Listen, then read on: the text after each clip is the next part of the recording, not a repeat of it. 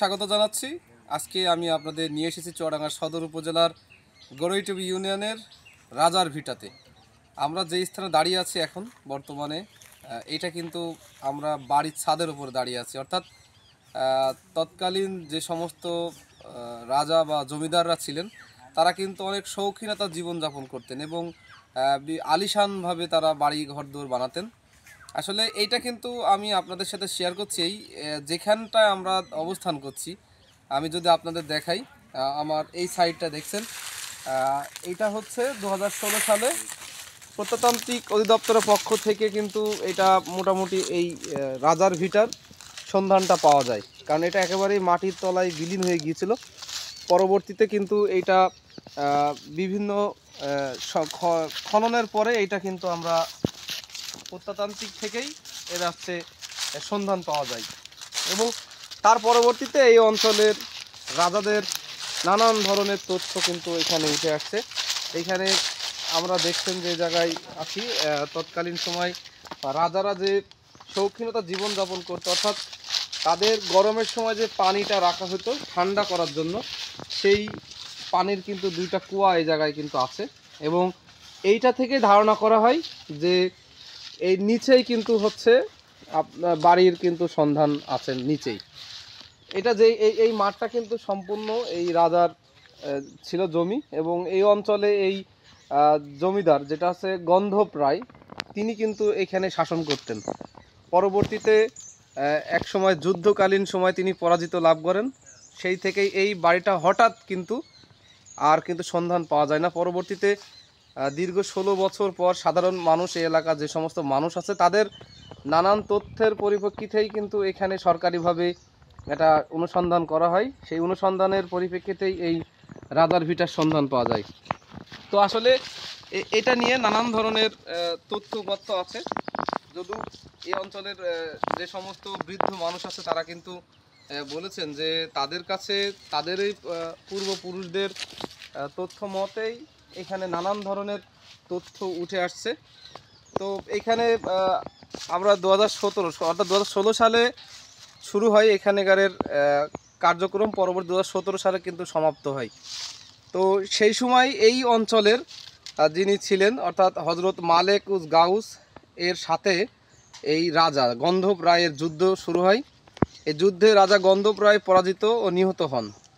জনশ্রুতি আছে এই আপনার হজরত মালেক গাউস কিন্তু ছিলেন হজরত শাহ খানজাহান রহমতুল্লাহের একজন ঘনিষ্ঠ সহচর, এবং তিনার অনুসারী ছিলেন, এবং তিনি অত্যন্ত সাহসী ছিলেন। এই অঞ্চলেই কিন্তু তার আবার কবর আছে, এখানে আমরা দেখেছি। তো আসলে এই বিস্তারিত এই জমিদার বা রাজার ভিটা নিয়ে নানান ধরনের কথা আছে। তো আমরা আসলে এই অঞ্চলের কিছু মানুষের সাথে কথা বলবো এবং এর কিছু তথ্য শুনবো। যদিও আমার সামনে দেখছেন একটা, এখানেকার যে সমস্ত রাজার ভিটাতে যে সমস্ত জিনিসগুলো পাওয়া গিয়েছিল, সেগুলো কিন্তু ওখানে এই জাদুঘরে সংরক্ষণ করা আছে। যদিও এই সংরক্ষণ আসলে লোকজন না থাকার কারণে আমরা এটা দেখাতে পাচ্ছি না।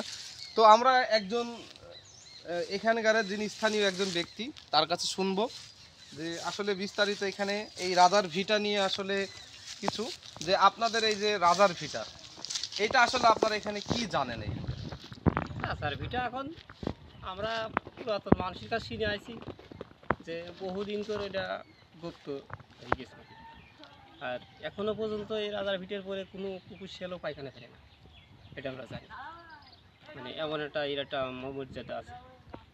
তারপরে ওই যে এখন ওই সরকারি লোক এসে ওরা খনন করেছে, করে পেয়েছে অনেক কিছু, দেখা যাচ্ছে ওইসব কড়িমড়ি, মানে রাজা হিন্দুদের মানে ওই সব শাখা ফাঁকা এসবগুলো পেয়েছে, পেয়ে ওইগুলো যেন ওই ওখানে রাখছে, ওই জাদুঘরে ওখানে আছে আর কি।